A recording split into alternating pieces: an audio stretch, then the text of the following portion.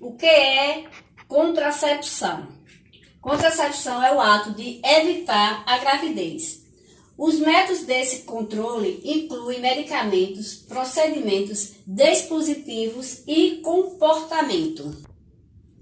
Pílulas. As pílulas anticoncepcionais são feitas com hormônios semelhantes aos que são produzidos pelo próprio corpo, como estrogênio e progesterona. Elas atuam impedindo a ovulação e dificultando a passagem dos espermatozoides para o interior do útero. Elas possuem uma eficácia de 99,8% quando utilizadas de forma correta e regular, ou seja, é recomendada que seja tomada uma pílula por dia, sempre no mesmo horário.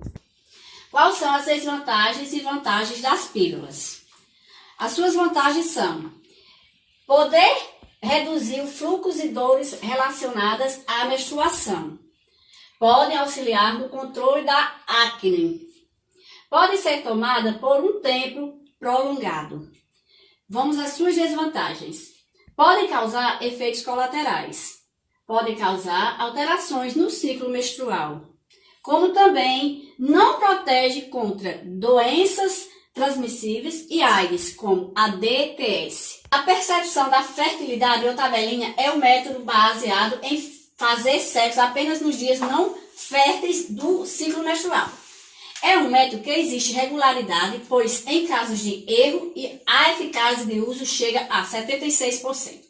O período fértil corresponde à metade do ciclo, por exemplo, se o seu ciclo é de 28 dias ou 14 dias, será o dia fértil, sendo que deve ser considerado 2 dias antes de 2 dias depois. Diafragma. O diafragma é um método de barreira móvel que pode ser colocado e retirado da vagina e consiste em uma estrutura de látex combinada com gel espermaticida. Deve ser colocado 2 horas antes da relação sexual e retirado após 4 a 6 horas, sendo necessário ser lavado com água e sabão após o uso, e sua durabilidade é cerca de 2 anos. Suas vantagens e desvantagens. Vantagem: pode ser utilizada somente quando precisar, livre de hormônio, não é afetado por outras medicações. Suas desvantagens: existe controle de números de horas de uso. Requer o uso combinado de espermaticida para aumentar a eficácia, pode causar irritação, reação alérgica e infecção no trato urinário. Anticoncepcional injetável. O anticoncepcional injetável é semelhante à pílula e consiste na aplicação de uma solução oleosa que libera a mesma quantidade diária de hormônio que a pílula. Pode ser aplicada de forma mensal ou 1 a cada 3 meses, não interfere com a menstruação que ocorre normalmente e um dos métodos contraceptivos com maior índice de eficácia. O anticoncepcional injetável tem suas vantagens e desvantagens. Suas vantagens: não exige controle diário ou semanal. Pode reduzir o fluxo e as dores relacionadas à menstruação. Apresenta tempo de duração maior. Sua desvantagem: pode causar o aumento do peso. O incômodo abdominal deve ser aplicado por um profissional da saúde. O retorno da fertilidade após o encerramento do uso pode demorar até 1 ano. Os injetáveis, os hormônios permanecem no músculo e são liberados à medida que o tecido é irrigado pelo sangue. Vasectomia. A vasectomia é a esterilização realizada no homem. Ela consiste no bloqueio dos ductos deferentes responsável pelo transporte do esperma para outros glândulos, do modo que o sêmen não tenha mais espermatozoide. A partir desse procedimento, consiste que o organismo demore 3 meses para se livrar de todo o espermatozoide. Então, fica a pergunta que não quer calar.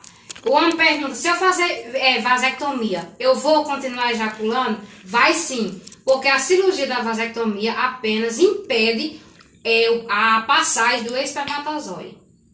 Vantagem: tem duração permanente, é livre de hormônio e não afeta o uso de outros medicamentos. Desvantagem: não tem reversão, é um procedimento cirúrgico realizado por médico e pode haver complicações por cirurgias.